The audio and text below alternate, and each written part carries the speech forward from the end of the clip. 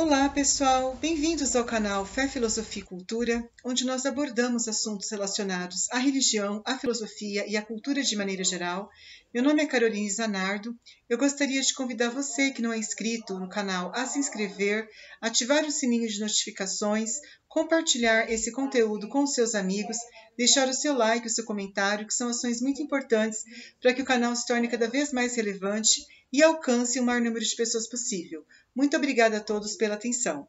Bom, hoje nós vamos fazer outras considerações, né? Nós já comentamos anteriormente sobre a primeira carta de São Paulo Apóstolo aos Coríntios e nós até havíamos finalizado, mas hoje nós vamos fazer outras considerações importantes sobre essa primeira carta de São Paulo Apóstolo aos Coríntios. Espero que todos realmente aproveitem e possam apreciar esse conteúdo. Vamos lá. O juízo da igreja. Porventura não sabeis que os santos hão de um dia julgar este mundo? E se o mundo há de ser julgado por vós, sois porventura indignos de julgar das coisas mínimas? Não sabeis que havemos de julgar aos anjos, pois quanto mais as coisas do século? Portanto, se tiverdes diferenças por coisas do século, estabeleceis os que são de menor estimação na igreja para julgá-las. Eu vos digo, para a confusão vossa, é possível que não haja entre vós um homem sábio que possa julgar entre seus irmãos.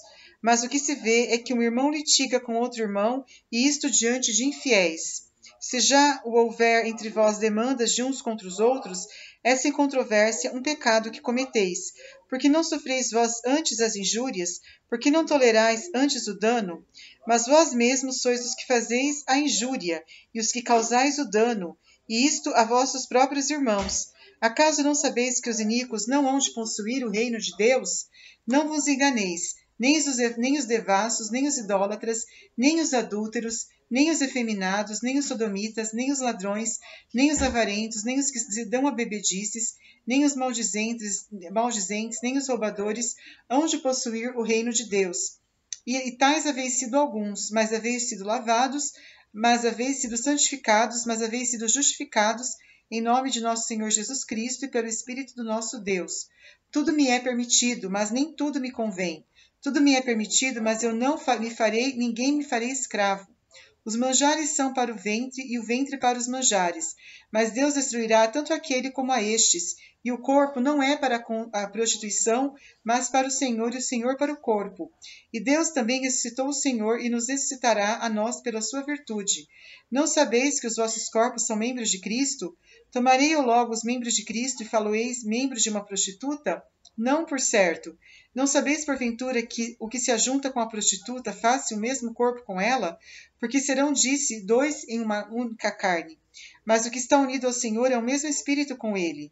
Fugi da prostituição. Todo outro pecado qualquer que o homem cometer é fora do corpo, mas o que se prostitui peca contra o seu próprio corpo.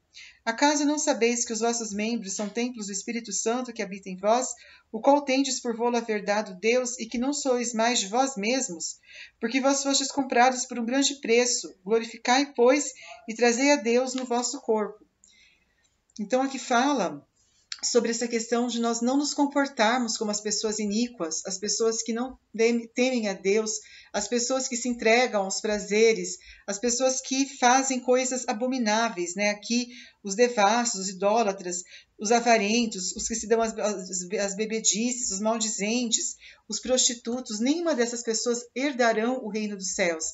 Então é necessário que nós tenhamos uma postura honesta e sincera diante dos olhos de Deus para que nós possamos realmente corresponder à sua vontade, né? Porque nós somos comprados por um alto preço, então nós devemos agir de acordo com essa vontade de Deus nas nossas vidas.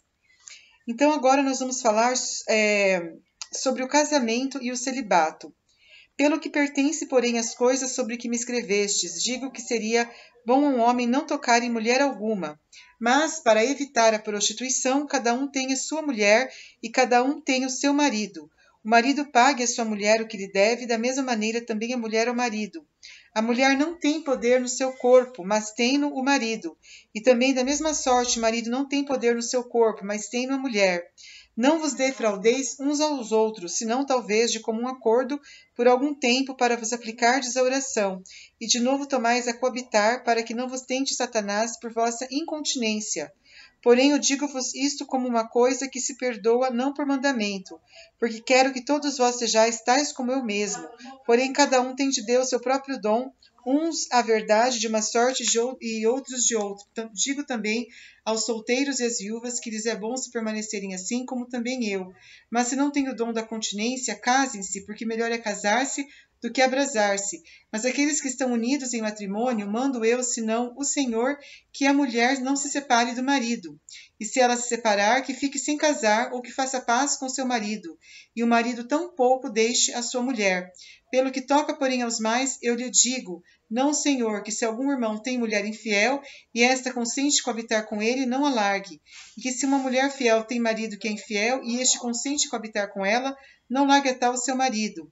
Porque o marido infiel é santificado pela mulher fiel, e a mulher infiel é santificada pelo marido fiel. De outra sorte, os vossos filhos não seriam limpos, mas agora são santos. Porém, se o infiel se retira, que se retire, porque neste caso já o nosso irmão ou a nossa irmã não estão mais sujeitos à escravidão, mas Deus nos chamou em paz. Porque de onde sabes tu, ó mulher, se salvarás o teu marido? Ou de onde sabes tu, ó marido, se salvarás a tua mulher? Porém, todavia, cada um, conforme o Senhor lhe haja chamado, assim ande, e isto é como eu ordeno em todas as igrejas. Então, aqui fala, né, sobre a questão das pessoas elas respeitarem essa questão da continência, que se a pessoa ela realmente quer agradar a Deus, ela deve se casar e não viver uma vida assim liberal, uma vida, né, vamos por assim, entregue aos seus próprios prazeres. E o marido deve se submeter à sua mulher, ele pertence à sua mulher e a sua mulher pertence ao seu marido. É necessário, então, que se cumpra esse mandamento e essa vontade de Deus, que é uma vida de santidade no casamento, e também as pessoas elas saberem se submeter à vontade de Deus, agindo segundo os desígnios de Deus e não segundo os desígnios da sua própria vontade. Quanto, porém, às virgens, não tenho mandamento do Senhor, mas dou conselho, como quem do Senhor tem alcançado misericórdia para ser fiel. Entendo, pois, que isto é bom por causa da instante necessidade, porque é bom para o homem o estar assim. Estás ligado à mulher, não busque soltura. Estás livre da mulher, não busque mulher. Mas se tomares mulher, não pecaste, se a virgem se casar, não pecou. Todavia os tais padecerão tribulação da carne, e eu quisera poupar-vos a ela. Isto finalmente vos digo, irmãos, o tempo é breve, o que resta é que não só os que têm mulheres sejam como se as não tivessem, mas também os que choram como se não chorassem, os que folgam como se não folgassem, os que compram como se não possuíssem, e os que usam deste mundo como se deles não usassem, porque a figura deste mundo passa. Quero, pois, que vivais sem inquietação. O que está sem mulher está cuidadoso das coisas do que são do Senhor, de como há de agradar a Deus. Mas os que está com mulher está cuidadoso das coisas que são do mundo, de como há de dar gosto a essa mulher, e anda dividido. E a mulher solteira e a virgem cuida das coisas que são do Senhor, para ser santa no corpo e no espírito, mas a que é casada cuida das coisas que são do mundo, de como agradará ao marido. Na verdade, digo-vos isto para proveito vosso, não para vos ilaquear, mas somente para o que é honesto, que vos facilite a orar ao Senhor sem embaraço. Mas se algum julga que parece ser desonra própria quanto a sua filha donzela, o ele passando a idade de casar e que assim convém fazer-lhe o casamento, faça o que quiser, não peca se casar. Porque o que formou em seu peito uma firme resolução, não obrigando a necessidade, mas antes tendo poder na sua própria vontade, e com isso determinou no seu coração conservar a sua filha virgem, bem faz. Assim que o que casa sua filha donzela faz bem, o que não casa faz melhor. A mulher está ligada à lei por todo o tempo que seu marido vive, mas se morrer o seu marido, fica ela livre. Case com quem quiser, contanto que seja no Senhor. Porém, será mais bem-aventurada se permanecer assim, conforme o meu conselho, e julgo que também eu tenho o Espírito de Deus. Então, aqui são vários conselhos acerca da vida espiritual, da vida pessoal de cada um. É preferível que a pessoa que não se casou, ele até dá um conselho, que ela não se case e vive uma vida santa, uma vida honesta diante dos olhos de Deus. Isso seria o melhor, mas se ela quiser casar, também não terá problema. Deus abençoará essa união e ela poderá, então, ser fiel e se doar ao seu marido, cuidar das coisas do mundo, né? As coisas voltadas ao seu marido. Então são vários conselhos, mas o que é importante é que a pessoa realmente ela possa fazer tudo de acordo com a vontade de Deus, porque tudo me é permitido, mas nem tudo me convém, né? Nós devemos viver uma vida de acordo com os mandamentos e esses conselhos que o São Paulo apóstolo está dando aos coríntios. Bom, pessoal, no próximo vídeo nós vamos dar sequência a considerações sobre o primeiro livro de Coríntios. Eu espero que vocês estejam gostando desse conteúdo e nós nos vemos no próximo. Muito obrigada pela atenção, um grande abraço e até mais. Tchau, tchau.